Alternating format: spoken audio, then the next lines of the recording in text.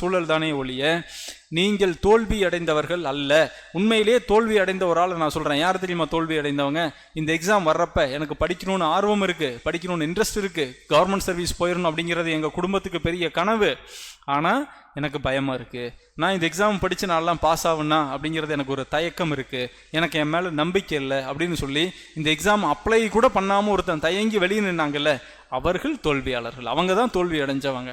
100% இந்த முறை மீதி இருக்கிற 9000 பேரும் தோல்வியாளர்கள் அல்ல. நீங்கள் ஒரு துளியும் தோல்வி அடையவில்லை அப்படிங்கிற ஒரு விஷயத்தை ரொம்ப ஸ்ட்ராங்காக மைண்டில் வச்சுக்கோங்க. நீங்கள் கடுமையாக உழைச்சிருக்கிறீங்க, உங்கள் உயிரை ஊனை உருக்கி இந்த மெயின்ஸ் ப்ரிப்பரேஷன் அப்படிங்கிற ஒரு ப்ரிப்பரேஷனுக்கு பயங்கரமாக வேலை செஞ்சுருக்கிறீங்க.